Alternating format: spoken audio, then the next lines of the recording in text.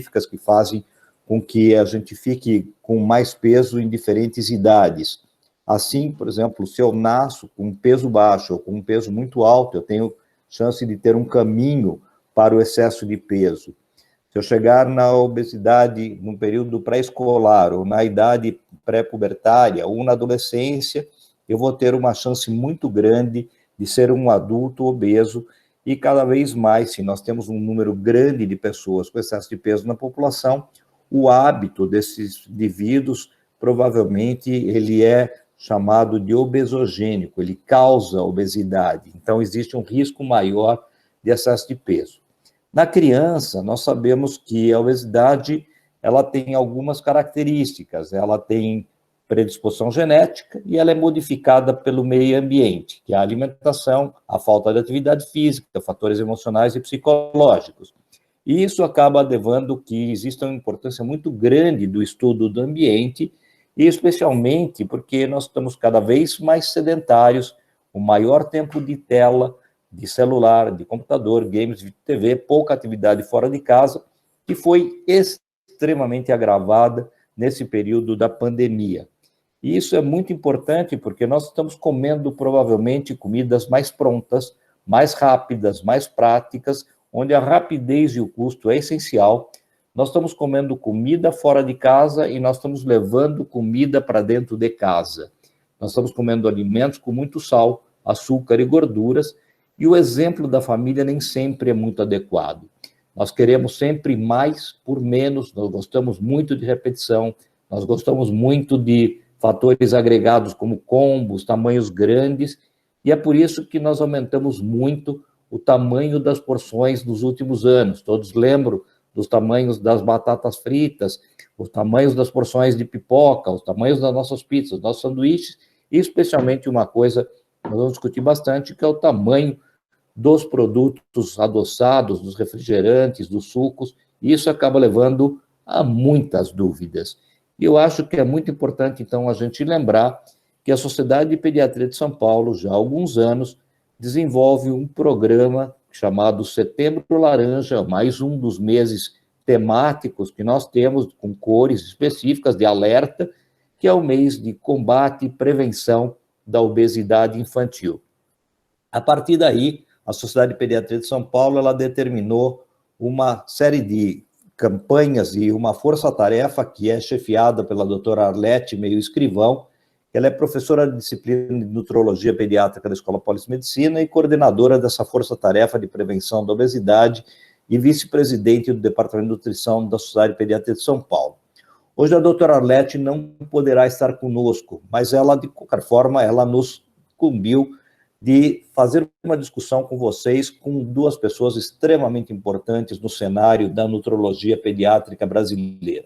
O primeiro, que todos vocês conhecem, é o professor Rubens Pfefferbaum, que é presidente do Departamento de Nutrição da Sociedade de Pediatria de São Paulo e de Suporte Nutricional da Brasileira, e é professor livre docente do Departamento de Pediatria da Faculdade de Medicina da USP.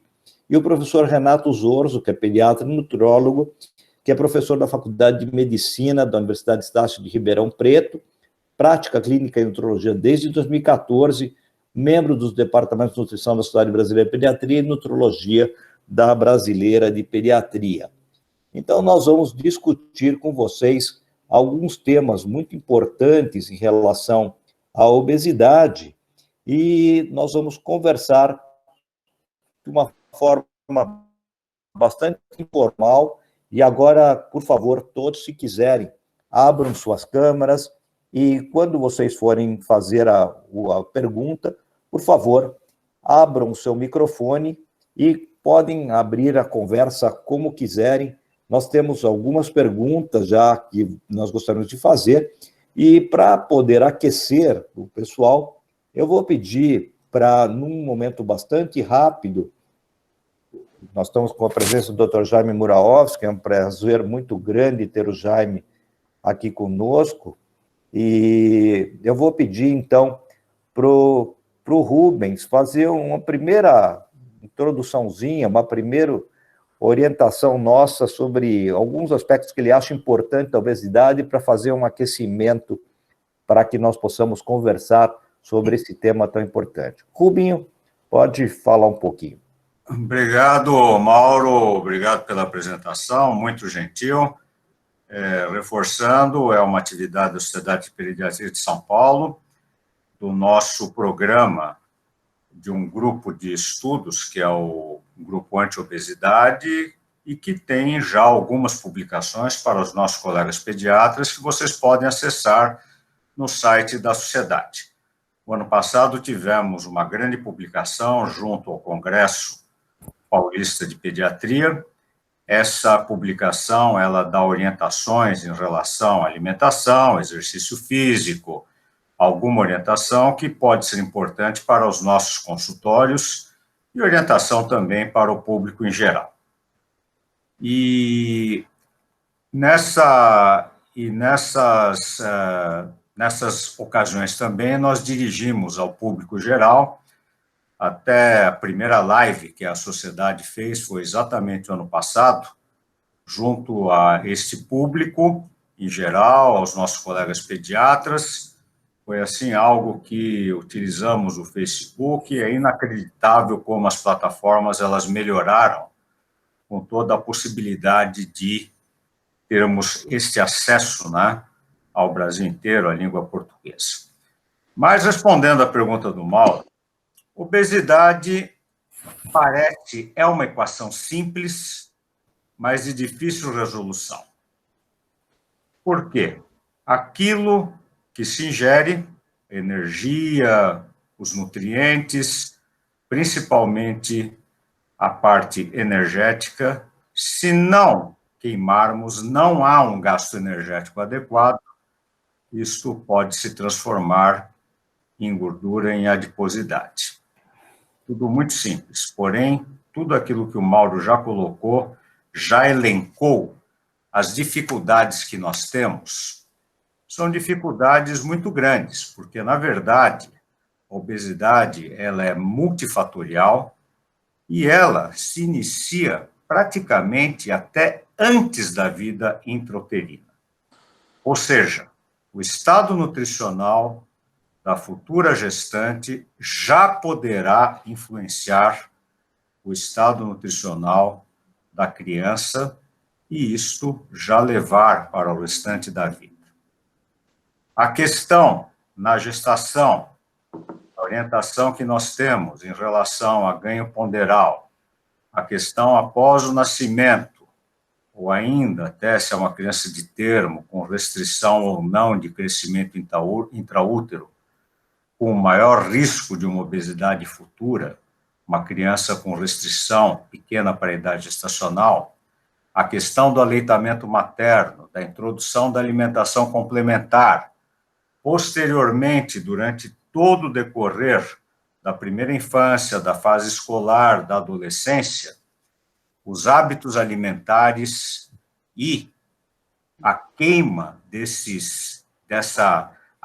dessa energia através do estilo de vida, dos exercícios, da parte, vamos assim dizer, de como realmente, como é que essa criança e a sua família, elas culturalmente, elas encaram não somente a alimentação, mas a questão de exercícios físicos, é realmente algo importante. E hoje, como o Dr. Mauro já comentou, não somente em relação à questão do Covid, que são questões muito pontuais, e que hoje nós já temos alguns estudos relacionados a toda a questão emocional, cognitiva, a questão da antropometria, do ganho ponderal das crianças que vivem, né? Como nós estamos vivendo hoje, essa pandemia, é algo que realmente talvez nos traga alguns ensinamentos. O fato da criança estar junto à família, como é que é o impacto em relação às refeições? Como é o impacto em relação aos alimentos muito aumentados em relação à sua densidade energética, com açúcar, com gordura, com sal, enfim. Como é que isso daqui impactou?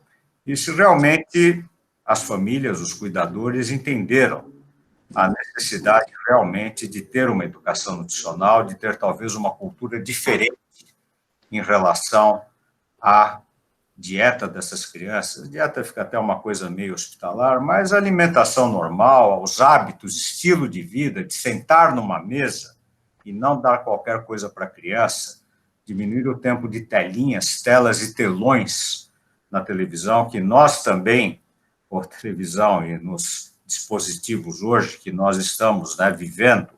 Então, qual vai ser toda essa questão? Então, resumindo, não é uma questão fácil. É uma questão que vemos no nosso consultório, no dia a dia, e algo que é extremamente importante é que a prevenção da obesidade é a chave do sucesso dos nossos consultórios.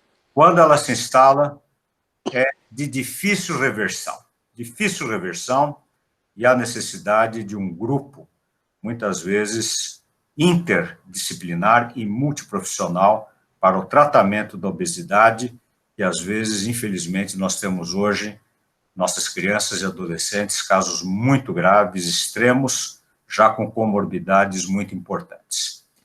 Então, eu acho, Mauro, que questão da prevenção, Renato, professor Jaime e nossos amigos que estão aí, assistentes, né? A questão da prevenção é algo extremamente importante e todos nós entendermos aquilo que podemos fazer para evitar esse grave problema, que é também uma pandemia, um problema de saúde pública.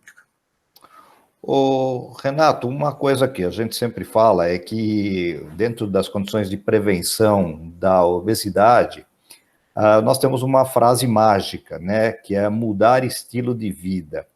E é uma coisa que, aparentemente, é uma rotina, nós sempre orientamos isso, e é uma das coisas mais complexas que a gente já ouviu fazer na vida, especialmente para uma criança que tem uma alimentação que, para ela, é prazerosa, ela tem uma atividade física que talvez ela faça pouco, porque ela não se sente bem fazendo atividade física, ou ela tem algum tipo de restrição, ela tem alguma situação complexa que não permite que ela tenha algumas condições de poder fazer, e nós sabemos que, infelizmente, existe uma característica nata, a herança, a tendência genética, a programação metabólica, que não depende do indivíduo. Então, eu acho que é uma situação bem complexa. Então, eu vou te pedir para você fazer uma pequena introdução do que você acha de importante na obesidade, e a partir daí, nós vamos partir para dúvidas e nós vamos conversar com todo mundo. Eu quero muito ouvir os outros e nós vamos simplesmente responder ou tentar sanar dúvidas, porque eu acho que é extremamente complexo tirar todas as dúvidas da obesidade. Muito obrigado, Mauro. Boa tarde, pessoal. Boa tarde, professor Jaime. Boa tarde a todos os amigos presentes. E eu queria começar pegando carona numa frase que o Rubens colocou aí, que foi uma aritmética, né? E a questão do balanço energético ser uma continha muito simples, que é a energia absorvida do corpo menos o dispêndio energético que o corpo tem, né? Só que as várias equações, eu diria até os algoritmos que levam a cada um desses dois fatores dessa equação, que é a energia absorvida e o dispêndio energético, são extremamente complexos e, por que não dizer, até muitas vezes impossível da gente compreender e poder mapear todos os fatores que levam a esses resultados, não é? Então, a mudança de estilo de vida é um discurso legal, é uma coisa que a gente sabe que funciona, mas como mudar, né? Especialmente aí nessa pandemia de Covid que a gente está vivendo, o Covid ele alterou os dois termos da equação, né? Então, a criança que fica mais trancada dentro de casa, ela está mais ansiosa e ela vai buscar serotonina naquele doce da geladeira, né, naquele carboidrato, naquela coisa de ficar mastigando o dia inteiro. Meu filho assiste aula online e eu vejo isso nele, né? Ele está menos ativo e a hora que ele está com o computador ligado assistindo aula online, ele está mastigando o tempo todo. Então ele vai na geladeira, pega uma pipoca, pega uma fruta, pega uma coisa e volta. E mesmo que sejam coisas saudáveis, elas vão agregando, né? E isso a gente leva para um problema complicado. E mais do que isso, a gente tem a questão da epigenética, que também mexe com as duas coisas, a programação metabólica, a hipótese da proteína, né, de Koletsko, que já foi amplamente discutida em vários eventos aí. E a epigenética, ela age também no dispêndio, né? Será que aquela criança que ela está fazendo uma atividade física regular e não perde peso, será que a beta-oxidação dela é uma beta-oxidação realmente eficaz? Será que falta alguma coisa ali? São coisas que a gente não consegue acessar com as ferramentas que a gente tem hoje, né? E tem um outro fator que, quando chega, aí bota fogo em tudo que já está sendo inflamado ali, que é a resistência insulínica, né? Quando você chega numa fase de resistência insulínica, aí é extremamente complicado, sem medicação, e a gente é muito limitado com medicação em pediatria, né? A gente acaba tendo aí um inimigo crescendo na nossa frente. Então, realmente, é o inimigo do século XXI, para o pediatra e acredito que para o clínico também, pensando em todas as comorbidades que levam ao paciente que está com obesidade a buscar em várias disciplinas, em vários especialistas, né? Então, esse é o bicho que a gente tem de 7 cabeças aí para enfrentar. Uma das coisas que você colocou, muito interessante, é sobre a mudança da equação durante o período de isolamento, que parece que uma das coisas importantes que a gente lembra é que quem está mantendo o isolamento ainda é a criança, né?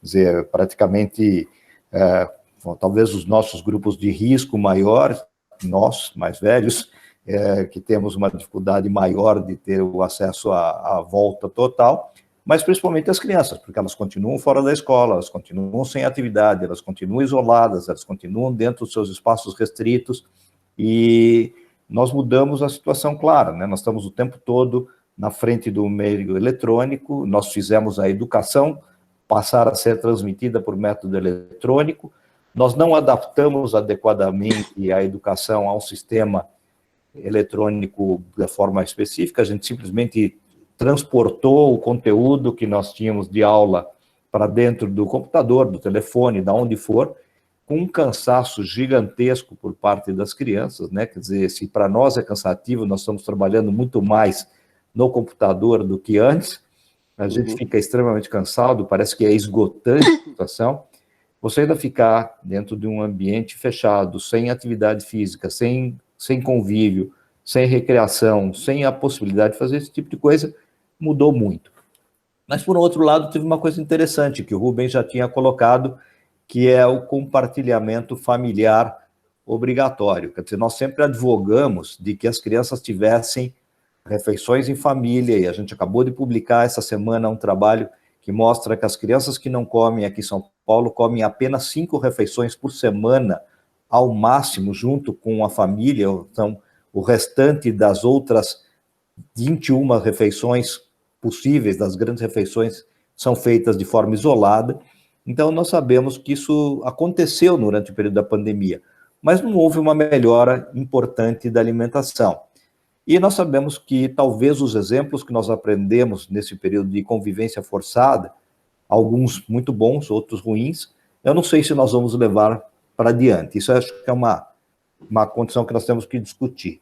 Eu gostaria, então, de ouvir perguntas. Eu vou pedir que quem quiser, eu gostaria muito de ouvir a Mônica. A Mônica é do Departamento de Nutrologia da Sociedade de Pediatria, e eu queria muito ouvir o Jaime, que é o nosso ídolo, nosso guia, nosso guru, e que é nosso amigo de longos anos, e que eu queria ouvir um pouquinho vocês. Vamos conversar um pouco e ver se a gente pode trocar algumas ideias. Então, por favor, abra o microfone e vamos lá.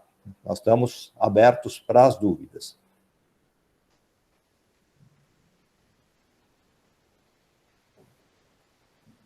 Quer começar, Jaime?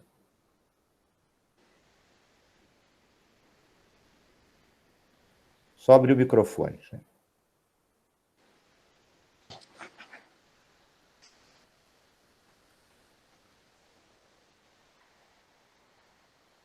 Enquanto o Jaime está vendo os problemas técnicos, Mônica, você está me ouvindo?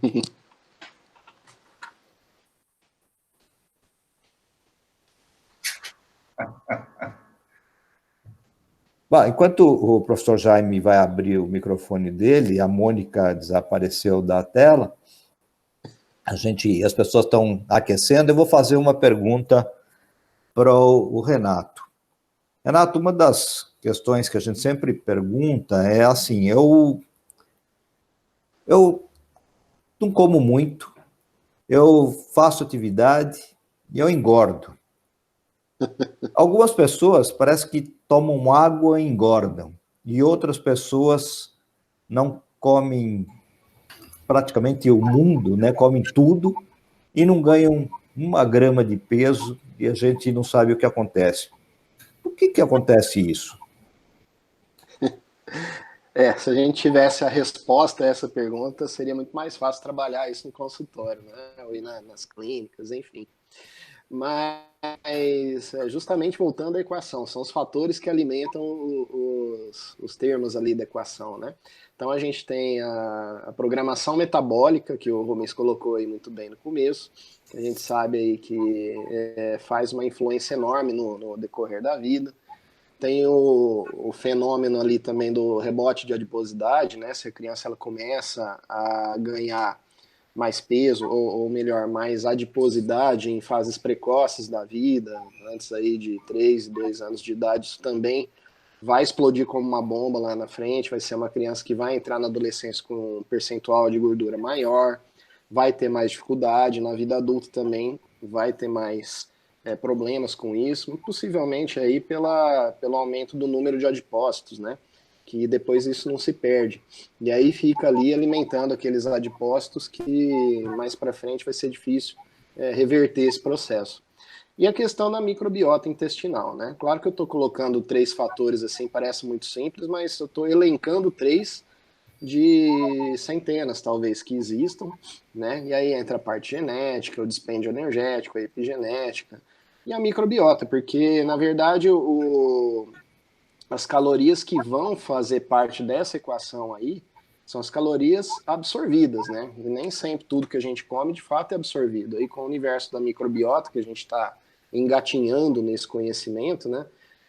Pode ser que haja aí algum rumo para a gente, talvez no futuro, manejar. Estou sendo otimista com relação a isso, mas eu acho que são muitas coisas, né? É difícil a gente mapear tudo.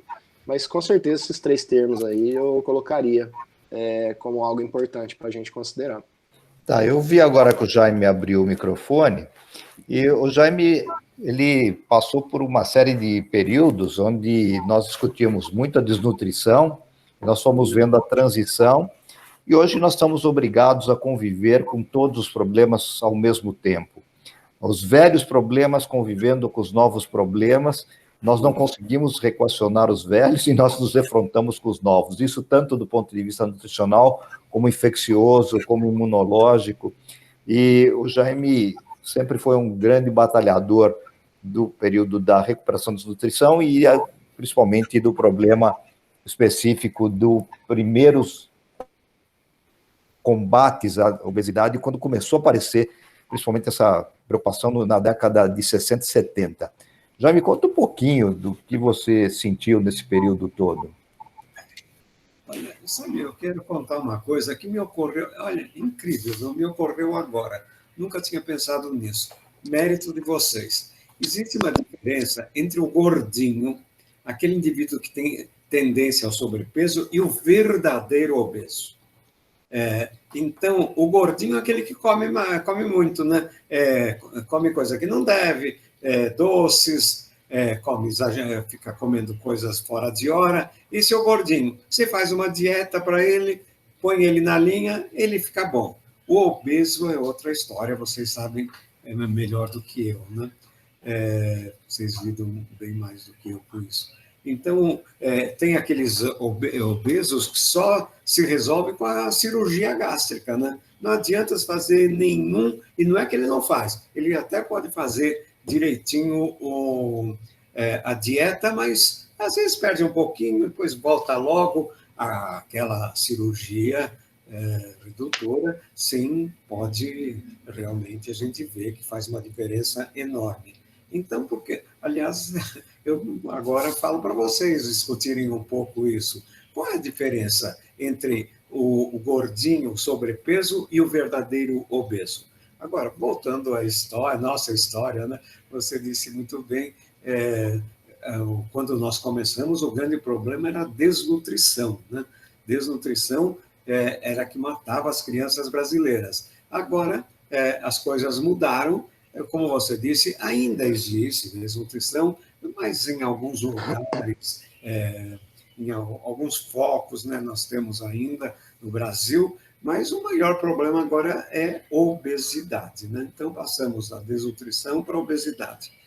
Isso realmente nós vimos, você e eu vimos durante todo esse tempo, mas realmente o que me ocorreu agora, eu gostaria que vocês falassem alguma coisa, qual a diferença entre aquele indivíduo que tem um sobrepeso, que faz dieta, ele fica bom, e o verdadeiro obeso, que não adianta nada, a não ser a atual cirurgia redutora de estômago, que realmente resolve, faz o indivíduo perder peso, mas que não é uma coisa nada simples e as consequências também não são nada agradáveis. O Rubens está levantando a mão, então ele tem prioridade, ele vai responder para você e aí ele vai tirar todas essas suas dúvidas. Eu tenho dificuldade de resolver. Vou até colocar mais lenha na fogueira, mas assim, tudo bom, Jaime? Olha, satisfação ver a Mônica e todos os colegas, né, mais uma vez. Mas essa questão, eu acho ela um pouco fundamental que está colocando, porque há obesos e obesos. Aquele gordinho que não vai para uma comorbidade e aquele que vai ter a resistência insulínica muito rápida. E, na verdade, os marcadores que nós temos hoje de antropometria, peso, altura, circunferência abdominal, temos circunferência do braço. Muito o que nós não fazemos hoje é uma verificação realmente de massa magra e massa gorda. Mesmo porque nós temos, e temos acompanhado em consultório, algumas crianças que, se você vai por uma antropometria normal, vai para o score Z, não estão tão obesas, mas elas têm uma massa magra menor e uma adiposidade maior. E tentando fazer um link entre aquilo que nós estudamos, mais antigos, a questão da desnutrição, sobretudo o Jaime, que foi a grande preocupação de anos atrás, e nossa também, é realmente uma coisa que me intriga muito, e que o Zorjo, como faz a nutrição clínica, e ver crianças graves, crianças em UTI, crianças com doenças crônicas, com neoplasia, ocorre algo muito interessante, que essas crianças, elas podem ter, no decorrer da doença, que muitas vezes é uma doença prolongada, uma perda ponderal muito importante, a anorexia, eu já não diria nem a caquexia, mas quando elas recuperam, elas recuperam com uma deposição de massa gorda muito maior e muitas vezes com resistência insulínica, ou seja, um componente inflamatório até maior. Então, esse link realmente, será que os obesos que evoluem para um quadro mais grave, com as comorbidades, a resistência insulínica, a dislipidemia, não tem algum aspecto, talvez até epigenético, alguma coisa diferente? Porque não são todos, ou seja, somente a antropometria, eu acho que hoje também não define os grupos de risco. Eu até gostaria de saber, acho que o Mauro, ele publicou alguma coisa disso, ou ele falou alguma coisa, ou o Zorjo, é algo que me intriga muito isso. Eu acho que tem uma coisa histórica para a gente lembrar. Quando a gente começou a tratar desnutrido grave, há muitos anos atrás, especialmente os desnutridos graves, marasmáticos mais específicos, principalmente porque não dos kwashiorkor, que eu acho que esse era um problema diferente, mas especialmente os que são os nossos desnutridos da periferia, ou os desnutridos mais graves, mais jovens, pequenos, especialmente nos primeiros 2 anos de vida, os centros de recuperação nutricional do mundo todo, eles faziam recuperação às custas de uma enorme parcela de ingestão energético-proteica. Nós chegávamos a dar até 250, 300 calorias por quilo por dia, e nós chegávamos a dar até 6, 7 gramas de proteína por dia. Era uma coisa monstruosa. Nós conseguíamos recuperar esses indivíduos da desnutrição, principalmente quando acabava o processo infeccioso. Essas crianças, elas continuavam obesas, elas saíam obesas, elas eram crianças que tinham uma estatura que ainda não tinha recuperado, mas elas tinham uma relação peso para estatura maior. Então, a gente via duas situações. Essas crianças tinham menos chance de recuperação da desnutrição. Em compensação, elas foram sendo as crianças que eram apresentadas com excesso de peso. Para a gente pensar numa outra dificuldade de equação do que o Jaime colocou, nós ainda temos aquelas crianças que vêm numa faixa pré-púbere com excesso de peso e chegam na puberdade e elas fazem um estirão e perdem. Esse era o padrão específico que a gente via. A maior parte de nós que nós tínhamos uma deposição maior de gordura numa fase pré-puberal, a gente fazia o estirão, não eu, né, porque eu não cresci, mas vocês todos cresceram e perderam aquele excesso de massa gordurosa e fizeram um aumento de estatura. Mas o número grande hoje de crianças, a gente sabe que 7 em cada 10 dos nossos adolescentes que chegam à adolescência obesos, eles vão ser adultos obesos, eles não vão fazer a perda de peso durante o estirão. E esse é um padrão diferente. E é diferente também, por exemplo, de uma pessoa que começa a ganhar peso depois de uma determinada idade. É diferente da mulher que ganha peso durante gestações sequenciais e ela não consegue perder tudo. Então, acho que a gente tem que pensar, não é uma única obesidade, não é uma única doença. Existe provavelmente um fenótipo, existe provavelmente algumas situações específicas que concorrem para determinar um padrão final, mas não é a mesma doença. Eu não acho que é a mesma doença da criança que vem com uma programação metabólica, que ela nasceu com baixo peso do nascimento, e ela vem por alterações epigenéticas, ela vai para um tracking de excesso de peso, hipertensão, obesidade no futuro. Eu não acho que é a mesma doença de, por exemplo, um adolescente que, de repente, ele para de fazer atividade física e ele começa a engordar. Não é igual a um idoso que, de repente, passa a comer de uma forma menos adequada, ele tem menos atividade física, ele passa a ter um depósito maior, especialmente em região abdominal. Eu acho que são doenças diferentes. E eu acho que talvez por isso que a gente fracassa quando a gente tenta fazer um único tipo de tratamento, tentando modificar apenas essa equação básica do equilíbrio entre o que a gente come e o que a gente gasta. Não dá certo para todo mundo e não é suficiente para todo mundo. Queria que vocês comentassem um pouquinho isso. Renato? Eu concordo. Para mim isso é muito claro. É como se aquele paciente que está em excesso de peso ou obesidade na nossa frente, o que a gente está vendo é o resultado, né? Agora, qual que é a doença que está por trás? Eu brinco com os meus alunos que a gente tem que enxergar além do vidro, né? Além do espelho, né? Por que esse paciente chegou nesse ponto? Adolescente, às vezes, com síndrome do ovário policístico, né? Colocando mais um fenótipo aí nesse elenco que você fez, Mauro. E uma das coisas também que sempre alimentam essa equação aí são os problemas de saúde mental, né? Então, é aquela criança que às vezes tem alguma situação familiar que não é óbvia para os pais, não aparecem, que para eles estão fazendo melhor, mas de repente fazem parte daquele ambiente obesogênico, né? Isso tudo é muito complicado. Então, muitas vezes a obesidade é a porta de entrada para você enxergar e explorar uma doença da família. E por isso que criança, ela pode ser muito fácil de ser tratada, né? Porque ela vai crescer. Então, isso a criança tem a seu favor no tratamento que o adulto não tem.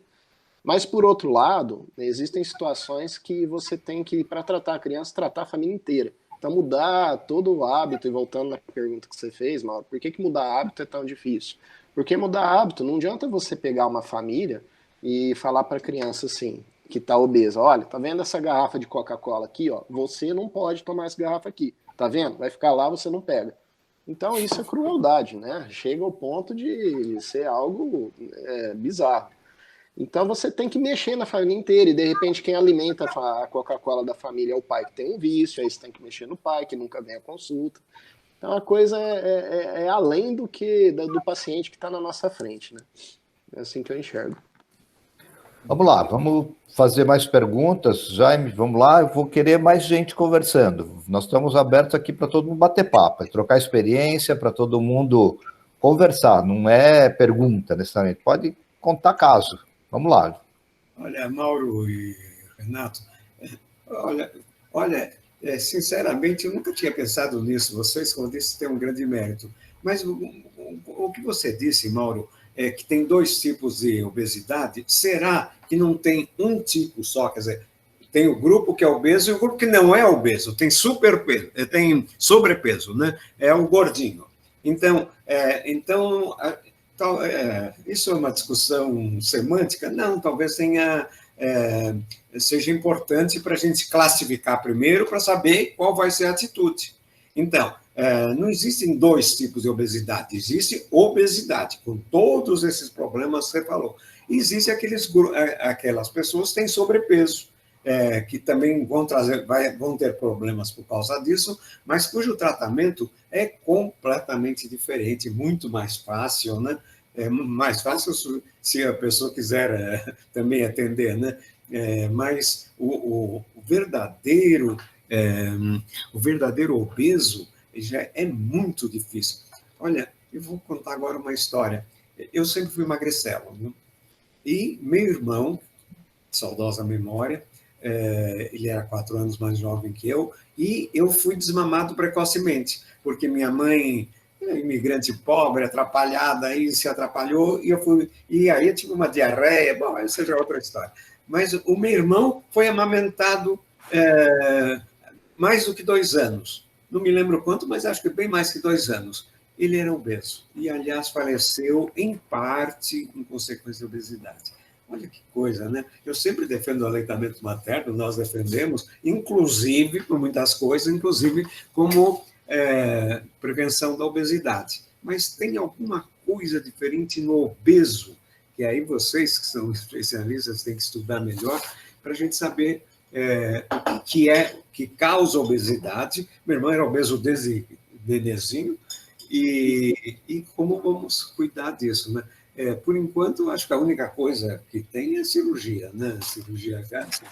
Essa é uma pergunta legal, né, Jaime? Porque tem aparecido no mercado uma série de situações importantes e está se discutindo bastante ultimamente a possibilidade de novas medicações para a utilização no obeso mais grave, inclusive na faixa etária pediátrica. Eu falo faixa etária pediátrica dos 10 aos 20 anos, porque já foi liberado no país pela Anvisa para a utilização desse produto para adolescentes.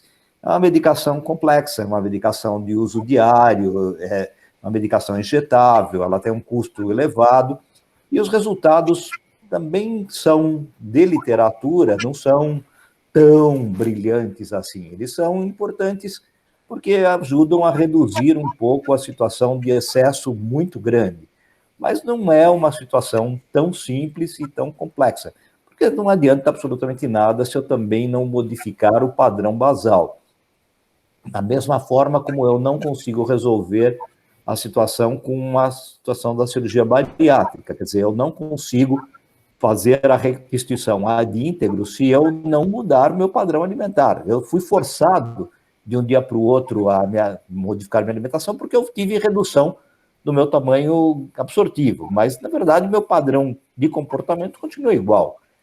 A partir do momento que eu me adaptar a uma condição, se eu não fui condicionado adequadamente a uma reeducação, eu vou tomar leite condensado em lata, eu vou tomar milkshakes, eu vou tomar uma série de coisas, eu faço dumping, eu faço uma série de coisas, e mesmo a cirurgia bariátrica acaba muitas vezes sendo fracasso para muita gente, né? Então é uma das coisas que a gente sempre tem que lembrar que, assim, são situações extremas e que nem sempre funcionam se eu não tiver uma modificação ad íntegro, né? Ô, Rubens, eu queria te perguntar uma coisa muito pesada. A gente, como o Jaime falou, por exemplo, O aleitamento materno, por exemplo, é um preditor de ganho de peso adequado. Ele é um protetor para a obesidade do ponto de vista epidemiológico. Do ponto de vista individual, é uma outra condição totalmente diferente. Cada um tem o seu caminho. Mas do ponto de vista epidemiológico, sim, ele é um protetor. Da mesma forma que a introdução tardia de alimentos complementares, e eu queria que você discorresse um pouco sobre a tua experiência com o uso de bebidas adoçadas, quer dizer, que é uma das coisas que virou um pouco a respeito de uma situação complexa, né? A gente começou a ter um aumento do consumo de produtos que eram para uso esporádico, a gente passou a ter frequência diária, ou até muito mais do que uma vez por dia. Então, eu queria que você comentasse um pouco dessa equação. Eu sei que você estudou bastante esse processo e acho que é legal a gente discutir. Esse é um ponto importante. Eu costumo até dizer ou brincar um pouco que, na verdade, aquilo que Hipócrates colocava, né, que nós somos algo semelhante a um aforismo. O Rubens cortou isso. Opa! Rubens, repete um pouquinho que cortou, deu uma cortadinha. Voltou? Voltou. Volta ao Hipócrates. Então, voltamos ao Hipócrates. Então, aquele aforisma do Hipócrates, né, mais ou menos aquilo que você come, a gente costuma dizer também, né, não sei se é uma frase somente nossa, mas também aquilo que você bebe.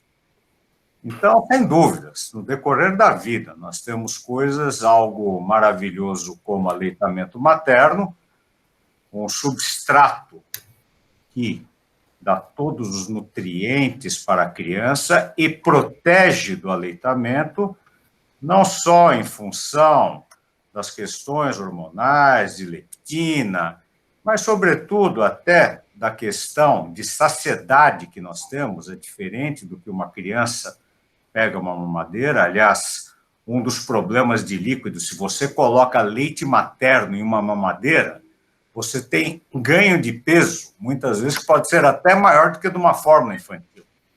Então, uma questão de saciedade, por exemplo. E depois, no decorrer da vida, nós temos o quê? Nós temos os líquidos adoçados, nós temos os nossos adolescentes hoje, a santa cervejinha, né, de todo fim de semana, e que vai aumentando no decorrer da semana também, é um problema sério, que é de bebidas alcoólicas também, na adolescência, até hoje, na pandemia, alguns relatos aí de pacientes aí, de famílias, enfim, que fazem muito uso de álcool. Mas o fato é que as bebidas, elas devem, isso é uma coisa que nós esquecemos muito quando a gente faz o inquérito alimentar. As bebidas, elas devem entrar no inquérito alimentar quando se faz, porque elas podem ter justamente a sobrecarga energética, que todos já se referiram, pode estar relacionado às bebidas, e não só sobrecarga energética, mas o Jorge já estava comentando aquilo que nós já conhecemos, os pediatras, que é a hipótese da proteína também. Por exemplo, a questão de você dar um substrato, como um leite de vaca, por exemplo, com alto teor proteico, e uma mamadeira à noite para criança, uma criança de 2 a 4 anos, que aqui já foi referido também, é um risco de obesidade, dar uma mamadeira de leite como calmante, isso pode ser uma sobrecarga importante. Há cálculos que 50 calorias a mais diárias, através de substrato, seja ela de dieta de comida ou, sobretudo, de bebida, no final do ano pode te levar a um ganho ponderal excessivo. Então, é algo que a gente precisa realmente perguntar. E, sem dúvida, líquidos. A gente precisa entender que líquido para hidratação é água, água, água, muita água. Tudo que se coloca dentro do líquido, adoçante, seja ele açúcar, nos Estados Unidos, o maior rolo com a frutose, que é o monossacarídeo, hoje a frutose. Até o Mauro aí também estudou muito as fake news. Frutose é um monossacarídeo que existe nas frutas. Nós temos vias de metabolização de frutose. Agora, nos Estados Unidos, foi utilizado como adoçante porque é um xarope de milho que é hidrogenado. Então, faz a frutose, é muito gostoso, é um grande adoçante, Só que ele... Além do que, Rubens, ele é extremamente concentrado, né? Quer dizer, ele não é simplesmente usado, ele é um xarope concentrado. Tem uma sigla para isso. É o xarope de milho altamente concentrado. Então, isto já não se usa mais nos Estados Unidos também, porque o excesso de frutose pode levar a dislipidemia, pode levar a problemas hepáticos. Bom, mas o açúcar é glicose e frutose. Sim, mas você não vai comer 10 quilos de açúcar por dia, evidente. Mel, também frutose. Bom, vai utilizar? Crianças pequenas não devem se utilizar por outros problemas relacionados à contaminação bacteriana, não deve se utilizar. Mas, sem dúvida, a questão dos líquidos ela é importante e precisa ser vista durante todo o decorrer, desde o nascimento até a adolescência, para evitarmos sobrecarga de energética, hidratos de carbono, mesmo gorduras que temos, né, em emulsões, e a questão proteica, que é importante. Então, é outro capítulo também. Eu vou já passo a palavra, Renato. Você vai responder a Jael.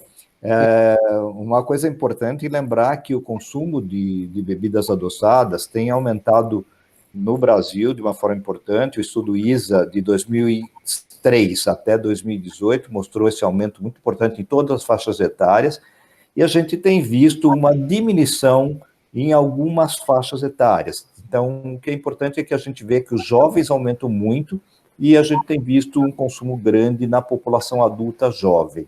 Isso é uma coisa que é importante, porque hoje você vê em um restaurante popular, etc., o cara está comendo uma refeição gigantesca e ele acompanha por uma bebida gigantesca também. Quer dizer, você vê, às vezes, uma ou duas pessoas compartilhando uma bebida que era para uso familiar, pelo menos quando eu era moleque, isso chamava tamanho família, que era para família.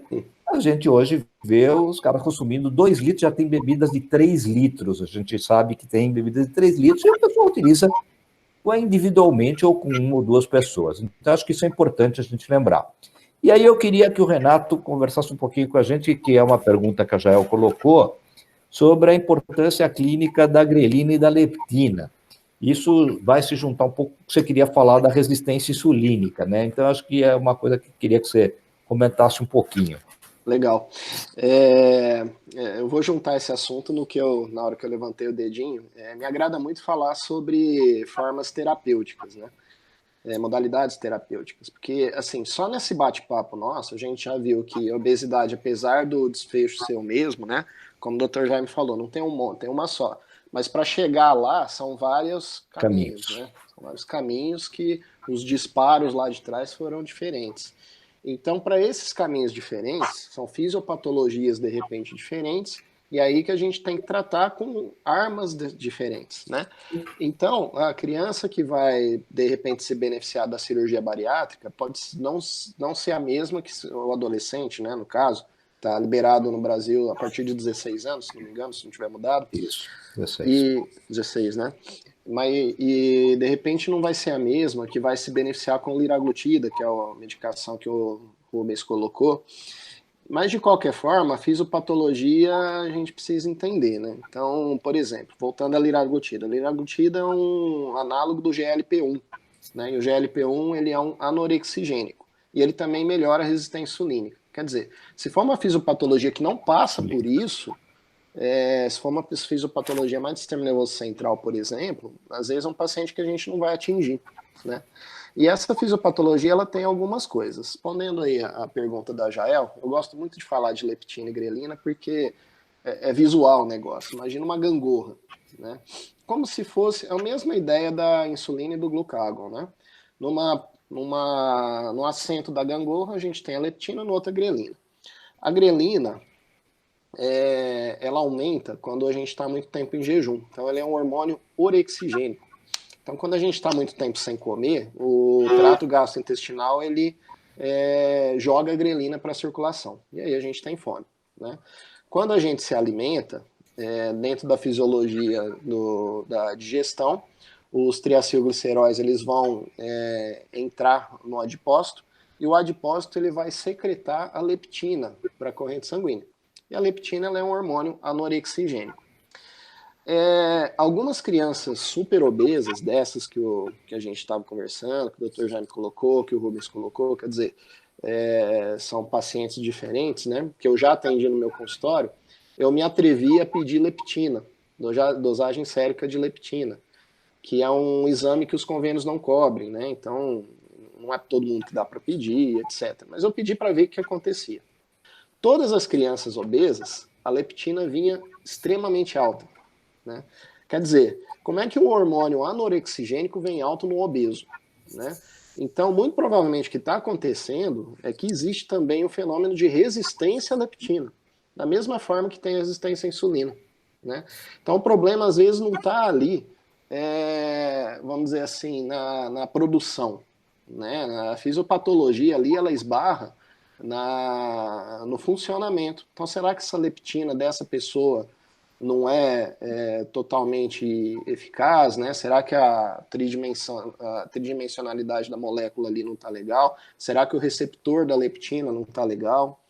Então, é um caminho que, na minha opinião, ainda a gente vai ter muita coisa aí, muita produção científica para a gente descobrir, que é uma estrada aí que ainda a gente está engatinhando. Eu acho que uma coisa importante para lembrar é que a leptina é um excelente marcador de evolução de perda de peso.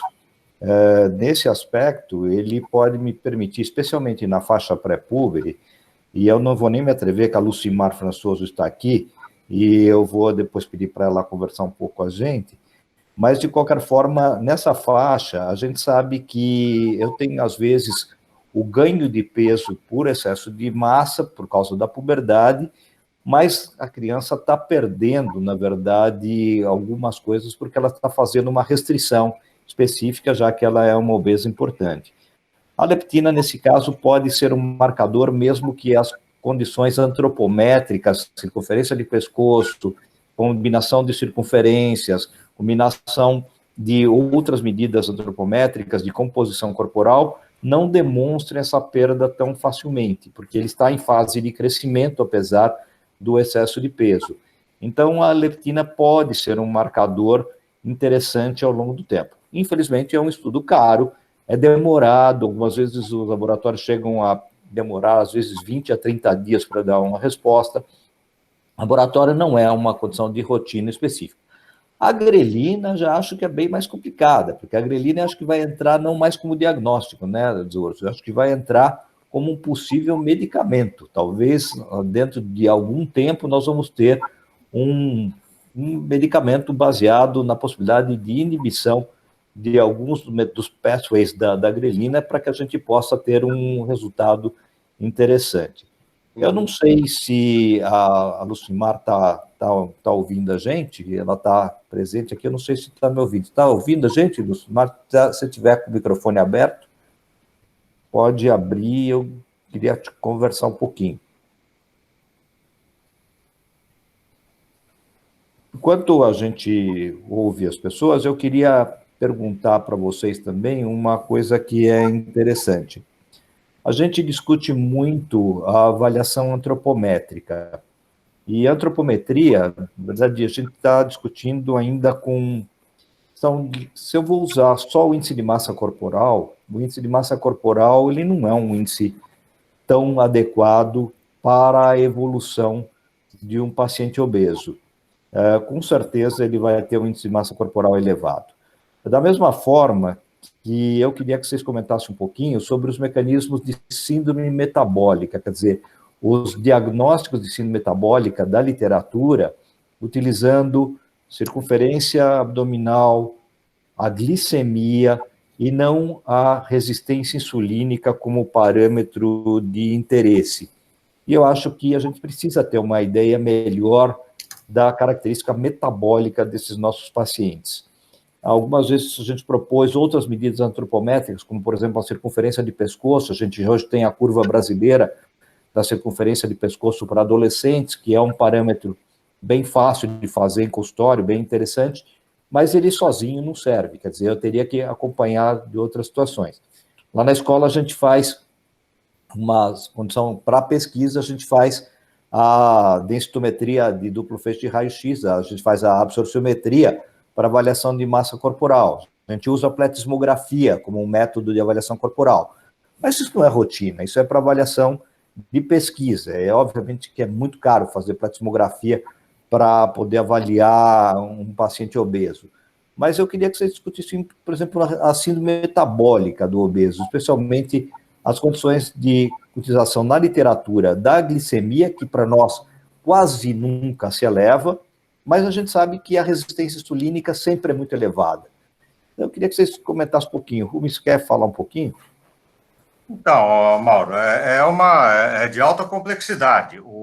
Gostaria até de voltar, essa foi a minha fala e a pergunta anterior, em relação a algo muito importante hoje, que você citou índice de massa corpórea, mas a importância da composição corpórea. A nossa experiência, ela tem se dado mais a nível hospitalar, mais em paciente inflamado, pacientes de terapia intensiva, enfim, onde a gente vê que somente o peso da criança, o índice de massa corpórea, se fizer somente o cálculo e não olhar para o paciente, esse índice está normal, porém a perda de massa magra é muito importante. E nesse aspecto, somente o peso, a altura e os índices antropométricos, eles realmente não servem. Nós tivemos recentemente algumas teses, inclusive uma doutorado muito interessante da nutricionista, a doutora Patrícia Zamberlan, que mostrou que a circunferência do braço, a adiposidade e a massa magra eram importantes.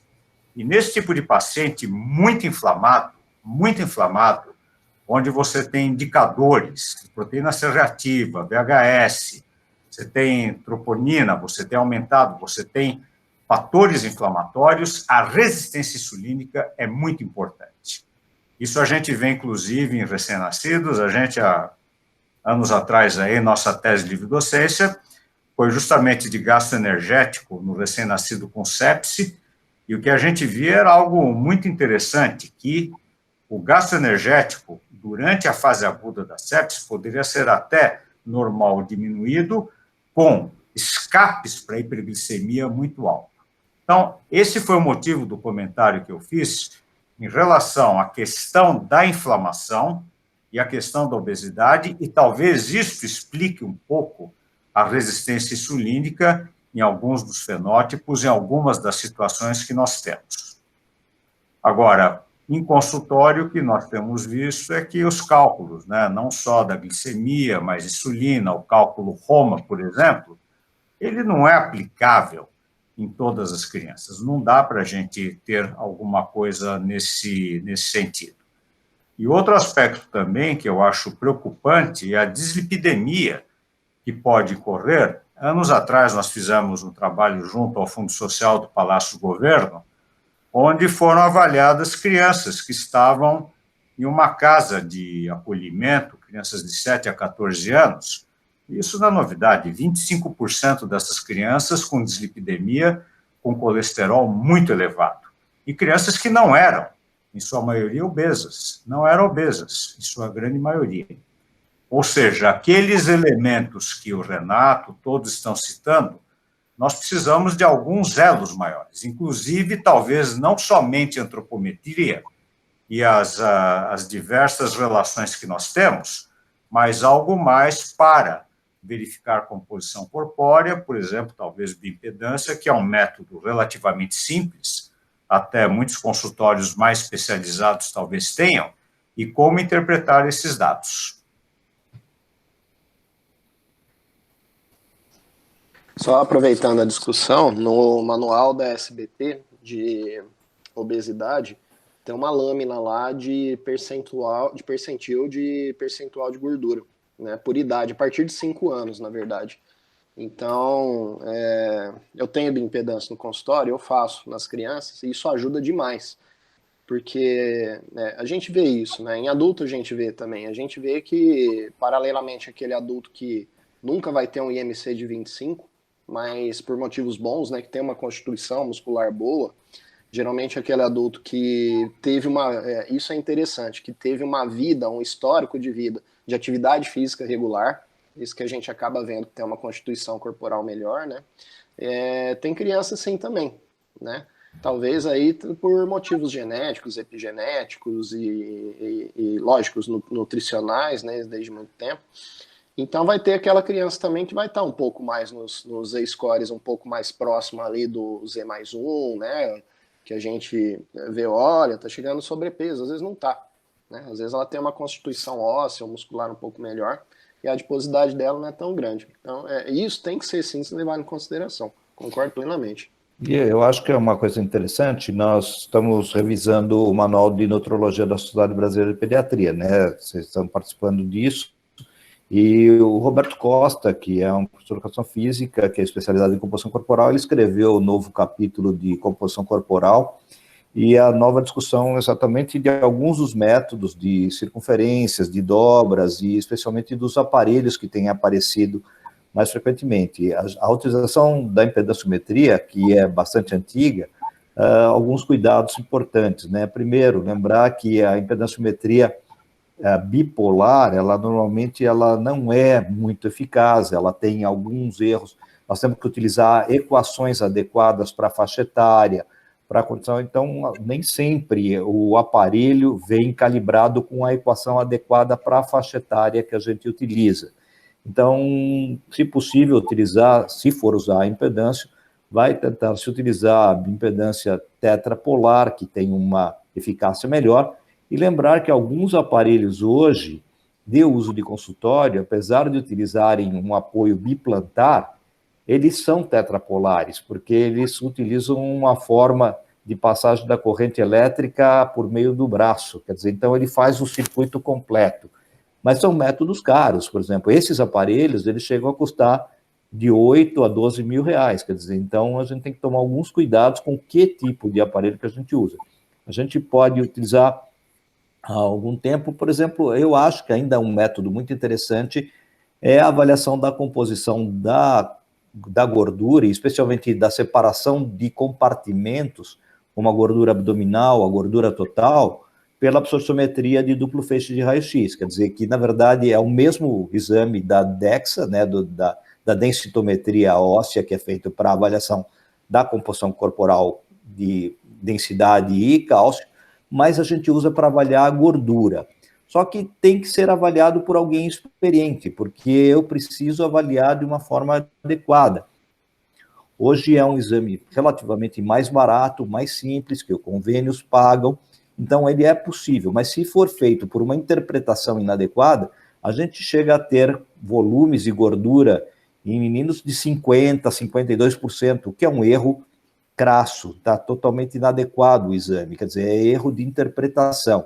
Então, todos os exames precisam ser avaliados por quem tem experiência e quem tem vivência no processo. Eu acho que isso é uma coisa importante.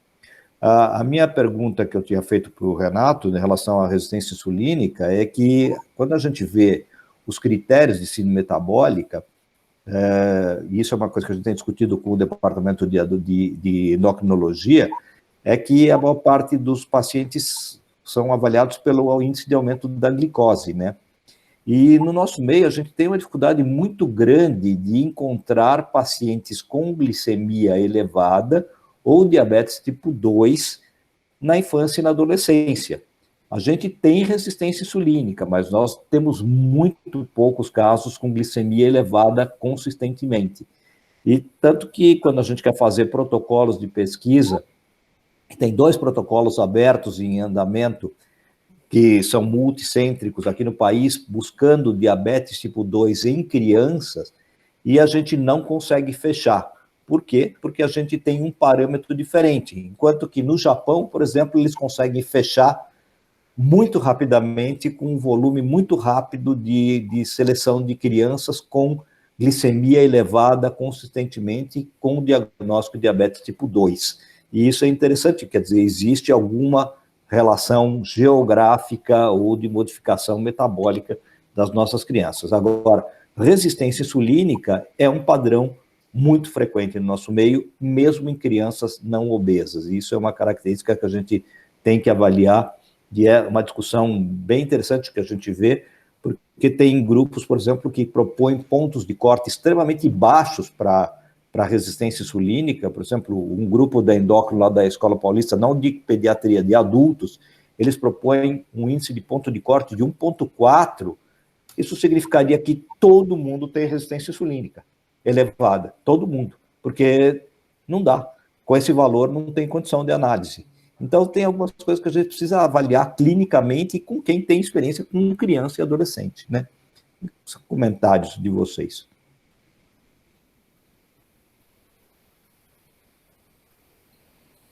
Bom, eu queria perguntar uma coisa para vocês, que aí fica aberto para todo o público, o Jaime fica à vontade, já é todo mundo que está participando, pode contar a sua experiência. Eu queria que vocês dissessem, por exemplo, qual o resultado que vocês têm visto, por exemplo, quando vocês pegam um paciente obeso no consultório, e vocês, por exemplo, modificar a alimentação não é tão simples, mas a gente, às vezes, pode tentar modificar o padrão de atividade física, desde que exista interesse da criança ou do adolescente. Que tipo de resultado vocês têm visto quando vocês conseguem propor um programa de modificação da atividade física? Fica aberto, quem quiser pode responder. Fala aí, Rubem. Mauro. Pode falar. É uma pergunta difícil. Primeiro, você tem as faixas etárias, né? Qual é o exercício que você realmente vai incorrer para que tenha esse gasto energético importante? E, na minha experiência, é uma experiência um pouco frustrante nesse aspecto. Dentro dessa pergunta, eu iria talvez um pouco mais. E eu gostaria de chamar a atenção à importância do consultório pediátrico na prevenção da obesidade. Porque, infelizmente, hoje o que nós temos, isso a pandemia levou a extremos, é a cultura do pronto-socorro. O que me deixa muito preocupado são crianças que nós acompanhamos durante o primeiro ano de vida, depois consultas esporádicas, aí volta 2 anos depois e ganhou inacreditáveis quilos. O que aconteceu? Não foi só a falta da atividade física, a questão cultural, mas a questão da falta de orientação de um pediatra, a falta de pesar, medir pelo menos, e fazer com que essa criança, né, tivesse uma orientação, essa família tivesse uma orientação. Eu acho que hoje talvez sejam um dos problemas relacionados à obesidade infantil. Quer dizer, o consultório pediátrico hoje, ele, em grande parte, virou emergencista de pronto-socorro que não está preocupado com essas questões. Então, o acompanhamento na prevenção ele é fundamental. Os exercícios normalmente estão muito limitados, né? Agora mesmo aqui nós tivemos todos esses documentos científicos, o Mauro publicou com o grupo dele um documento muito interessante, que é a dificuldade alimentar e obesidade, né?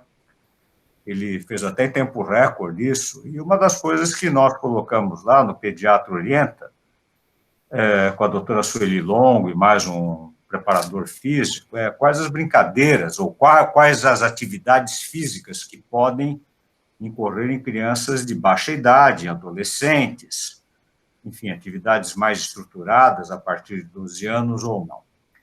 Então, eu vejo assim um pouco, né, isso fica meio em aberto, vai fazer natação, joga um futebolzinho, vai andar de bicicleta, enfim, até aquilo que a gente fala, né, para os nossos netos aí, minha neta é meio corredora, então ela sobe 17 andares e volta com o pai dela no prédio 3, 4 vezes por semana, então fica esbaforido, não consigo subir 2 andares, né?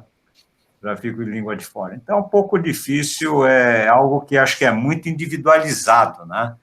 você colocar. Eu volto essa pergunta para você, Mauro. Como fazer, ou aqueles que estão nos assistindo, qual é vamos assim dizer, como é que a gente pode colocar? Você sabe que essas coisas são interessantes, né? Acho que o Jaime tem essa vivência.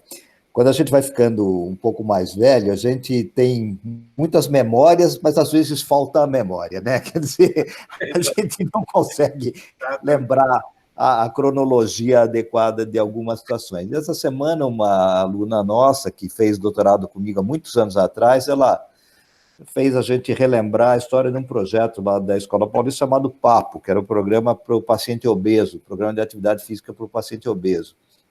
E era um programa que a gente começou com uma coisa muito simples, que era jogar basquete com as crianças obesas, nós jogávamos com eles, e na verdade era uma forma de eles se protegerem entre si, recrear, e era muito interessante. E daí saiu um trabalho da professora Ana Damaso, do Instituto do Sono, e aí eu já vou voltar depois para o Renato para falar de sono, e eu não esqueci, tá, Renato?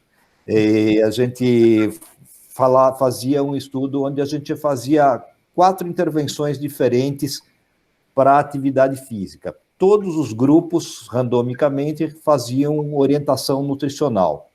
Um grupo, além da orientação nutricional, ele fazia um projeto de atividade física aeróbio, exclusivamente aeróbio. Um outro grupo fazia exclusivamente anaeróbio. E um terceiro grupo fazia somente atividades recreativas. E o quarto, que era o controle, só orientação nutricional. E o que chamava a atenção desse projeto, que foi feito há alguns anos atrás, foi que, assim, todo mundo perde peso. Mas, primeiro, a qualidade da perda de peso é diferente. Com certeza, por exemplo, o grupo aeróbio perdia muita massa muscular. O grupo anaeróbio perdia peso, mas ele ganhava massa magra. O grupo recreativo não tinha nem muita perda de massa magra, nem de muita perda de massa gorda, mas ele perdia peso. Quem fazia dieta tinha a pior condição nutricional de todas, perdia muita massa magra e perdia massa gorda simultaneamente. E isso, obviamente, não tem condição de manutenção posterior. Mas o que chamou muita atenção é que o grupo que melhor teve adesão foi o grupo que tinha atividade, obviamente, recreativa. Era o único grupo que tinha vontade de fazer as coisas sempre. Era o único grupo que manteve o projeto até o final com 100% de adesão. Todos os outros grupos cansavam. E é o que acontece hoje. Nós temos o maior volume, depois dos Estados Unidos, de pessoas institucionalizadas em atividade física na faixa etária pediátrica e de adolescência. Quer dizer, nós temos um número enorme de crianças em escolinhas. Isso é antes da pandemia, né? Nós tínhamos crianças fazendo natação, que é o mais frequente, escolinhas de futebol, de basquete, de balé, de judô, de qualquer coisa. Mas quando a gente vai avaliar o padrão de intensidade dessa população em termos de atividade, é muito baixo. Muito baixa a intensidade. Quer dizer, eu sempre dou em aula o exemplo da aula do judô, né? Eu fiz judô a vida toda, eu cheguei à faixa marrom, eu não fui para a preta porque eu não tinha tamanho, e a gente acabava tendo uma condição simples. A gente faz 5 minutos de alongamento inicial, de aquecimento, depois faz 5 minutos de corridinha, depois você faz 5 minutos de alongamento novamente, aí você faz uns 5 minutos de técnica de golpe, que cada um espera para precisar do outro, depois você tem 10 minutos de um combate, onde quase todos participam durante tempo muito curto, porque se eu perder, eu rapidamente vou para o chão e acabo a luta. Depois mais 5 minutos de rolamento, 5 minutos de relaxamento e acabou o tempo da aula.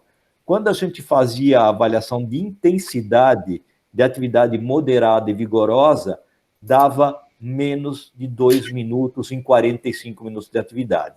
E é por isso que a gente é absolutamente sedentário, que é o que mostrou o estudo ELAS. Agora a gente tem um estudo bastante importante em toda a América Latina. Nós somos extremamente sedentários. Mais de 7 em cada 10 adolescentes têm uma atividade física extremamente inadequada. É exatamente os mesmos dados do estudo ERICA, do estudo ISA. Então, a gente realmente é muito sedentário. Então, só atividade física, se a gente não fizer uma atividade física muito dirigida, com uma intensidade adequada, não vai ter resolução. Ele é preventivo, ele ajuda muito na resolução, mas nada de muito resolutivo. Então, isso é uma coisa interessante para a gente pensar. Aí eu falei de sono, né, Renato? Eu queria que você é um especialista em sono, não porque você dorme, mas eu queria que você colocasse um pouquinho da relação que existe entre excesso de peso e sono. A gente sabe muito bem da relação de excesso de sono, ou a qualidade do sono e crescimento. Conta para a gente um pouco da relação com o excesso de peso. O sono, ele tem papéis metabólicos também, né? Então, quando a gente repousa, não é só uma musculatura que está repousando, mas todo um ambiente ali de descargas sinápticas, né? E de inter-relação entre o sistema nervoso central ali. Tem coisas mais óbvias, né? Vamos dizer assim, tem vários níveis, né? O primeiro nível é o nível mais óbvio, aquele que não dorme, ele está mais tempo acordado, portanto, ele está mais tempo disponível para comer coisas que são calóricas, né? Mas não é só isso, né? A gente já foram feitos estudos aí com profissionais de noturno fixo, né? Profissionais de enfermagem que ao longo do tempo engordavam mais. Então, tem coisa aí por trás disso, né? E uma das coisas que a literatura tem falado também, que já está até descrito, voltando à história da leptina e da grelina, né? O débito de sono, ele atrapalha essa gangorra e ela acaba pendendo para o lado do aumento da grelina. Então a gente tem mais fome, a gente tem menos controle sobre saciedade, o gasto energético diminui, né? Então, de fato, vamos dizer assim, a higiene do sono é um item lá do IDA da consulta do obeso que não pode faltar, né? Assim como atividade Renato, acho que é física, interessante também pensar no sono, que você comentasse um pouquinho do sono, principalmente do comer noturno, né? Eu não estou falando da compulsão noturna, estou falando da utilização muito intensa de mamadeiras noturnas. O Rubens tinha falado da mamadeira calmante, né? Mas eu não vejo no consultório uma mamadeira, eu vejo um mamar contínuo a noite toda. Quer dizer, e é uma forma, os pais perderam um pouco o limite, o controle de como tranquilizar a criança, e aí mete a mamadeira dentro da boca da criança, e muitas vezes de uma forma absolutamente inadequada, às vezes adoçada, às vezes com acréscimo de cereais, com um acréscimo de algumas coisas. Comenta um pouquinho isso na tua experiência. Eu enxergo esse comer noturno, e eu vou falar isso sem culpabilizar ninguém, mas só uma forma que eu enxergo as coisas, né?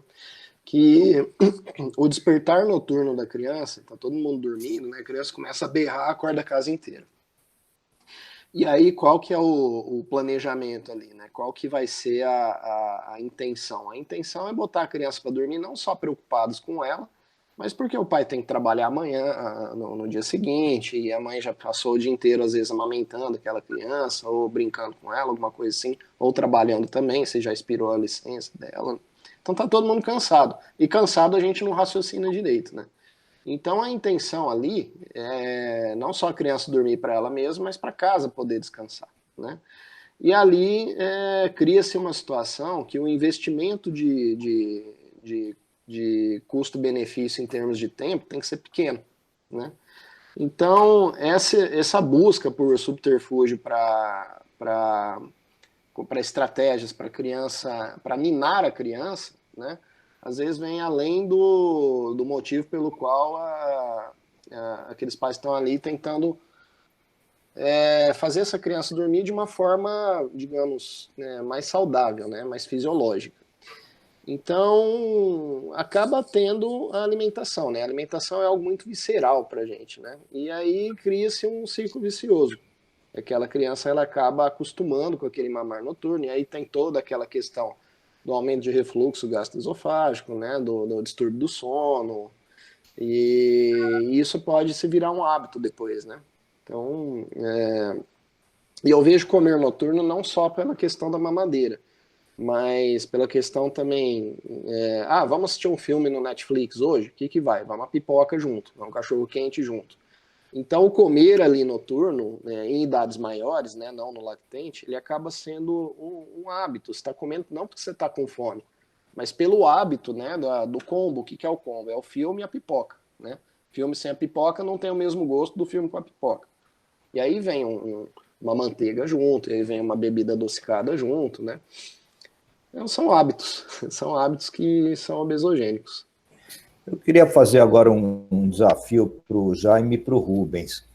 Há algum tempo atrás, a gente discutiu muito a questão da utilização do suco nas crianças, e baseado numa recomendação americana de não utilizar o suco para as crianças na alimentação global, e houve uma série de erros de interpretação dessa conduta, simplesmente se colocou que a Sociedade Brasileira de Pediatria, as sociedades de pediatria não aceitavam a utilização do suco na pediatria. E eu queria que vocês comentassem um pouco, é tão ruim assim o suco? Quer dizer, em que fase que ele é ruim, ou por que ele é ruim, ou quando ele, na verdade, está sendo mal interpretado? Eu queria que vocês comentassem um pouquinho da experiência de vocês. Jaime, quer falar um pouquinho do suco? Vai falar, Rubens? Fala você.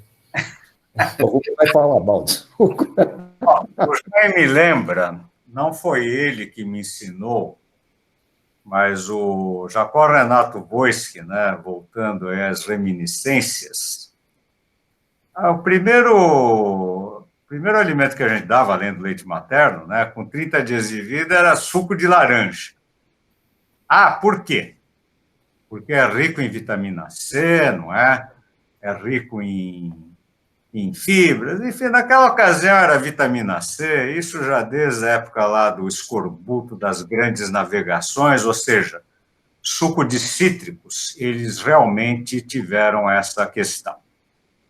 Com a questão da obesidade, o suco é calórico, evidente que é calórico. Evidente que é calórico. E as recomendações que nós temos, tem uma recomendação da Academia Americana de Pediatria, olha, durante o primeiro ano, atualmente você não deve dar o suco, mas lembrar que suco, o Mauro é um grande estudioso de anemia ferropriva, ele melhora a própria absorção, não é, de alguns elementos minerais, principalmente o ferro, o zinco, pode ter alguma melhora nisso, mas o suquinho da vovó, ele realmente virou um dos bandidos aí da obesidade. Então, é tudo aquilo que nós estamos falando agora. Evidente que sucos não é para matar a sede. Suco é um alimento. E hoje, quando nós vamos nos estudos, há uma divisão da Universidade de São Paulo, que é o FORC, o Food Research Center. É inacreditável o que se tem de compostos bioativos, antioxidantes, esperidina, polifenóis dentro do suco. Agora, o suco é calórico e é limitado. O que não pode dentro de um suco ou dentro de uma bebida é dar um suco de laranja e colocar açúcar junto. Isso é um absurdo total, porque você está adicionando algumas colheres a mais que não são necessárias. Então, guias da Academia Americana de Pediatria, bom, durante o primeiro ano não vai dar, claro que fruta inteira é bom, só que hoje, a gente está vendo aqui, inclusive, alguma coisa, até da Jael colocou, olha, alimentos processados, ultraprocessados. O problema, basicamente, é a composição que você tem nisso, é o que você está colocando. Se você coloca algo natural, às vezes aditivado ou não, com vitaminas, fibras, etc., pode ser interessante para determinado grupo de crianças que não tem uma alimentação adequada. Então, é limitado, o limite em torno do quê? A partir do primeiro ano, 100, 120 ml, Crianças maiores, até 180 ml, isso está em onças, em ml, mas é limitado, no máximo em torno de 180 ml, e é interessante por causa dos compostos fenólicos bioativos, muito além daquilo que se falava de vitamina C. Agora, evidentemente, é a composição do produto natural, como até dos alimentos ultraprocessados, que não é você ter 4 ou 5 elementos, é o que está sendo colocado.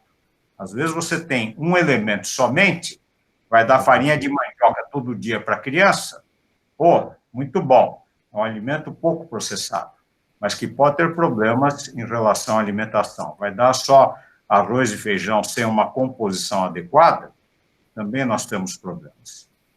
Então, acho que tudo tem a sua limitação evidente, você dá demais, é muito ruim. Eu faço uma comparação até que é a seguinte, bom, água faz mal? Depende.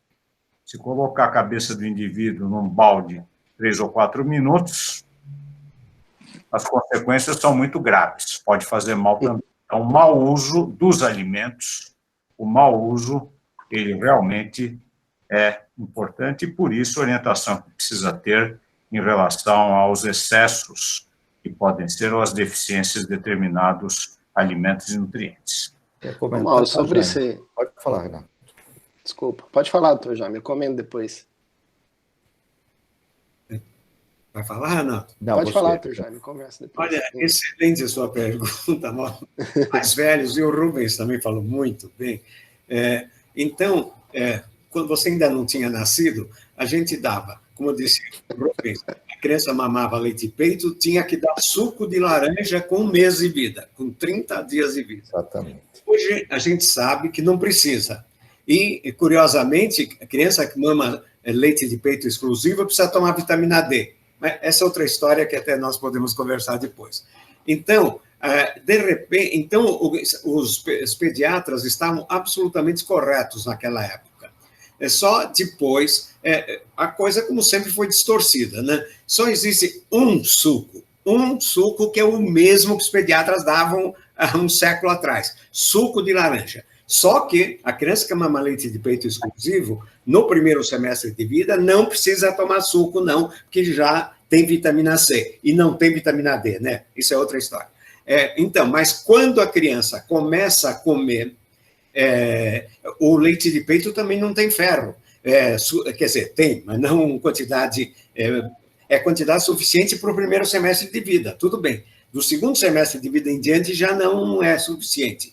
Então, o que a gente faz? A gente coloca carne, começa a dieta complementar, que entra carne. A carne é uma fonte de ferro. Agora, para aumentar a absorção do ferro, você pode dar suco de laranja, e o Rubens disse bem, 120 ml, não é um monte, não. 120 ml de suco de laranja na hora do almoço vai muito bem. Agora, as outras frutas, que são importantes, devem ser utilizadas como frutas, não como suco. Então, aí é o erro que se fez, é uma distorção. Quer dizer, os pediatras antigos tinham razão, depois houve uma distorção. Então, suco de laranja, 100 ml, 120 ml, é útil na hora das refeições para aumentar a absorção do ferro. Que a criança precisa do ferro somente, inclusive se ela está tomando leite de peito, aí o ferro já não é suficiente no segundo semestre. Então, suco de laranja, 100 a 120 ml na hora das refeições é útil. Por quê? Porque aumenta a absorção do ferro. As outras frutas devem ser dadas como frutas. Primeiro como papa e depois como pedacinhos. É só lembrar que as recomendações americanas, elas são baseadas, na maior parte das vezes, em sucos artificiais, né? Que é o grande uso nos Estados Unidos. O uso de frutas naturais é raríssimo lá.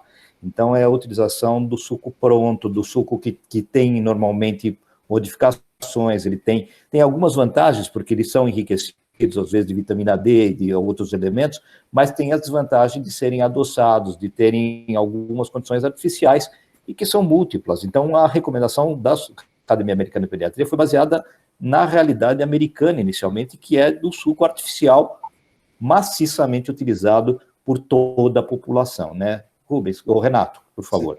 Muito bem.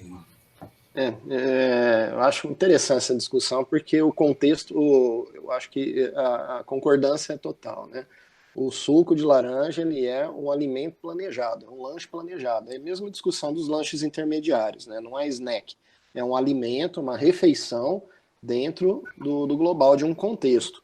E eu queria também colocar um outro aspecto, Mauro, até eu queria a sua opinião também, que eu acho que você tem bastante publicação sobre isso, que é a questão também do suco ele ser introduzido erroneamente como substituto de água, né? E aí, o que você proporciona para a criança? Você proporciona à criança uma equação que é buscar um paladar adocicado para matar a sede. E aí é uma criança que não vai aprender a beber água. Então você está apresentando para ela uma oportunidade ruim, que é de criar um hábito, né? Lembrando que os primeiros 1000 dias são também de criação de hábito, né? E não só de fenômenos epigenéticos. E aí você leva essa criança para buscar um prazer de doce em bebida. Quer dizer, aí isso vai virar uma Coca-Cola, vai virar, né, um refrigerante, alguma coisa. Então, eu acho que é uma discussão que é uma face que faz parte do contexto dessa discussão também. Renato, eu acho que você tem razão nesse aspecto. Eu acho que isso aqui é uma questão de facilitação. Quer dizer, eu não consigo dar um determinado produto, eu vou tentar modificar o aspecto para facilitar. Isso deu origem ao achocolatado, deu origem à utilização do açúcar em bebidas. Nós somos um dos poucos países do mundo que coloca açúcar em qualquer fruta. Nós colocamos açúcar, leite condensado no morango, a gente utiliza no abacaxi, a gente utiliza no abacate. E não são hábitos de outros países, são hábitos que vêm da nossa origem doce. E acho que realmente existe uma questão de falta de controle dos pais. Quer dizer, não é apenas na bebida, o pessoal está colocando açúcar e está colocando alimentos adoçados na alimentação da refeição principal. Então, é uma forma de enganar o apetite da criança para que ela coma alguma coisa doce, para que ela coma, e isso acaba sendo, obviamente, deletério. Então, não é uma fonte de hidratação verdadeira, na verdade, é uma forma de modificação de sabor para maior aceitação. Da mesma forma que se eu coloco um achocolatado, que na verdade a maior parte das vezes é açúcar, num leite, eu só estou modificando, colocando mais açúcar no leite e não estou modificando o sabor. Se eu realmente quisesse modificar o sabor, eu colocaria uma fruta, colocaria alguma outra coisa e não simplesmente outra fonte de açúcar. Eu acho que você tem toda a razão, eu não vou dizer preguiça, mas é uma forma assim, de ceder o controle para a criança. Eu acho que os pais ficaram muito permissivos nesse aspecto, então, assim, eu ponho desde do mel na chupeta até colocar mel no peito. Eu já vi colocar mel no peito para que a criança aceitasse melhor o peito, e a partir daí existe o enriquecimento, e a culpa também um pouco nossa. A gente utilizava cereal no leite quando a gente queria engrossar o leite, porque a gente estava com medo da desnutrição, e então, assim, a gente paga por erros de muitos anos, e aí fica incorporado na tradição, e aí é difícil modificar isso. Quer dizer, acho que a gente precisa realmente ter posições fortes pelos manuais, pela sociedade, para mostrar que não precisa. Não é proibido, é uma questão de não precisa. É bom senso, assim como a água de coco, né, que às vezes o leigo usa como substituto. Meu filho não gosta de água, vou dar água de coco, porque é água, né, então... E aqui a gente utiliza também uma outra coisa interessante, que é a utilização dos alimentos energéticos, né? Que cada vez mais utilizados pelos adolescentes, estão sendo utilizados inclusive para crianças, e nós estamos utilizando também outras bebidas que não são adequadas para a utilização. E dentro do mercado, já que eu estava discutindo de industrialização, nós temos produtos extremamente interessantes, por exemplo, produtos extremamente adequados, um suco totalmente natural, sem aditivos, sem absolutamente nada, que você pode utilizar quando você não tem uma fruta, até produtos que são água com um pouquinho de vitamina, né? Quer dizer, é muito ruim. E aí você... E açúcar sempre, né? Quase sempre açúcar. Então, nós temos uma variação enorme de produtos, e acho que não é questão de ser industrializado ou não. É como o Rubens falou, é o que você está colocando dentro. Tem coisas péssimas e tem coisas que são muito práticas. Eu sempre dou o exemplo do molho de tomate. Quer dizer, você querer que a escola faça molho de tomate in natura, usando o tomate pelado e faça o tomate dentro da merenda escolar, isso não vai existir, gente. Não tem, nós não fazemos na nossa casa, vai fazer na merenda escolar, mas eu não tenho que usar um alimento que eu poderia fazer perfeitamente bem dentro do ambiente da casa, com preparação, com orientação natural. Então, não é o grau de processamento, e sim o que eu estou fazendo. Algumas coisas nos ajudam e algumas coisas são péssimas, são realmente muito horríveis e que são simplesmente para modificar sabor à toa, né? Comentários a mais, eu acho que nós estamos no prazo final e eu queria, então, fazer uma última rodada, Rubens e Renato, fazer o fechamento do que vocês gostariam de fazer como palavras finais e a gente vai encerrar esse bate-papo, que eu acho que foi muito legal e que vai ficar gravado no site da Sociedade de Pediatria, e aí sim a gente vai fazer uma divulgação mais adequada, porque eu acho que vocês merecem um volume de público bastante interessante, porque essa discussão foi muito agradável, foi muito gostosa.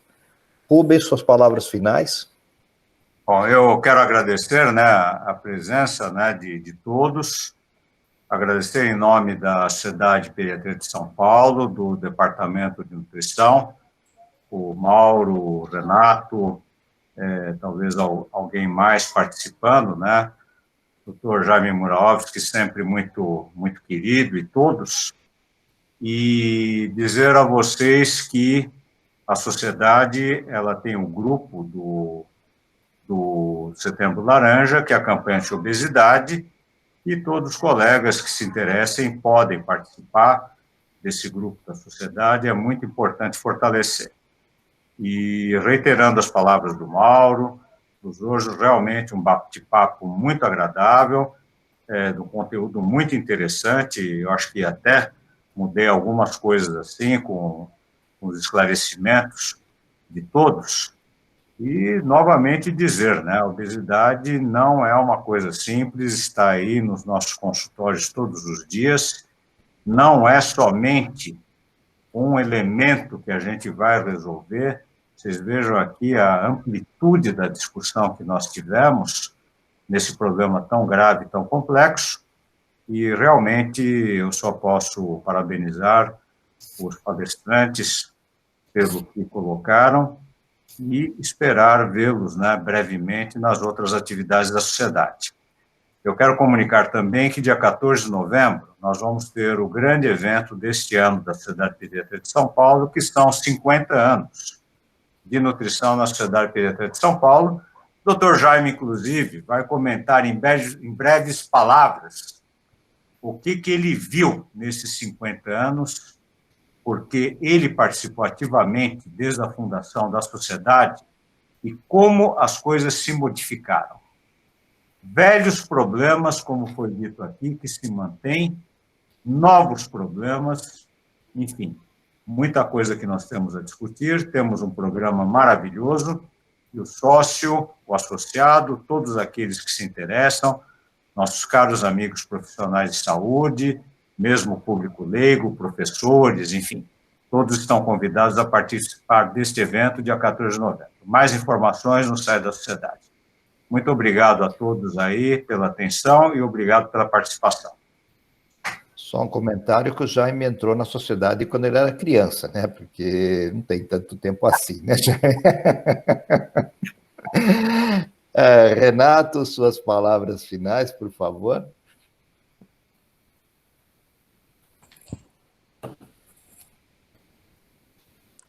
Desculpa. Eu queria agradecer a presença de todos, realmente foi bastante divertido estar aqui, foi bacana trocar uma ideia, e aí a gente vai ficando mais atentos, mais perspicazes, né, até as nossas próprias condutas. Eu penso que o que fica dessa tarde de hoje é que o tratamento da obesidade, de fato, é a prevenção, é não deixar a criança chegar lá, né, e a gente faz prevenção antes do risco. né? Eu acho que o pediatra é o único que faz isso, né? Ele consegue, nas condutas do dia a dia, orientar a questão do suco, que foi bastante comentado aqui, de tempo de tela, então fazer essa criança criar mais movimento. Ela não só está gastando mais energia, mas ela está criando um hábito, né, ali, um gosto pelo movimento e tudo mais. Então são coisas que você tira a criança do rumo da obesidade, sendo que ela poderia ter, que ela tem uma genética para isso, mas não vai ser expressa. Então o pediatra ele está numa situação ali bastante interessante, bastante privilegiada, né, no sentido de poder atuar apertar o melhor botão de tratamento da obesidade, que é a prevenção. E aí você evita a criança futuramente, agora homenageando o Dr. Jaime, de ser o pediatra au-au, né? Aquele pediatra que a criança está obesa e ela está com depressão. Então, au é psicólogo. Ela está com essa glicose está estranha, tireoide, au endócrino. Está com, né, au gastro e assim por diante, né? Então, a gente tem o poder disso aí na mão, né? E a gente precisa exercê-lo. É isso, gente. Muito obrigado pela presença de todos. Jael, querida amiga aqui de Ribeirão Preto, muito obrigado pela presença. É isso. Obrigado, Rubens. Obrigado, Dr. Jaime. E Mauro, muito obrigado pela cordial apresentação aí. Eu queria só, então, fazer uma última intervenção, lembrando que o pediatra, como você falou, ele intervém antes, porque nós temos, inclusive, pago pelo SUS, nós temos consultas pediátricas durante o período gestacional. Então, é muito importante que exista, sim, a intervenção pediátrica antes do nascimento, porque nós, com isso, conseguimos fazer o que eu chamo de prevenção das crises previsíveis, dos erros do período do início da vida, né? Aleitamento, a introdução de alimentação inadequada, os cuidados pré-natais e os cuidados perinatais adequados.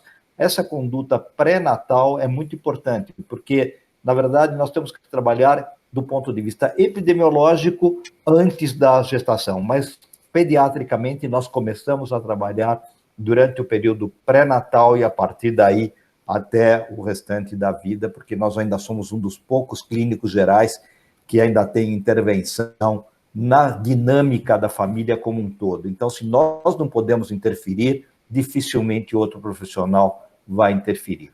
Queria agradecer demais a participação do Rubens, do Zorzo, de todos que estiveram presentes. É sempre uma honra muito grande estar com o meu amigo Jaime, com quem eu aprendi a vida toda e a quem todos nós devemos homenagear o tempo todo e agradecer pela sua constante atualização e a todos que estiveram presentes aqui. E até o dia 14, nossa próxima atividade da Sociedade de Pediatria, quando nós teremos a comemoração dos 50 anos de pediatria, da Sociedade de Pediatria de São Paulo. Um grande abraço a todos e eu vou desligar a gravação a partir de agora.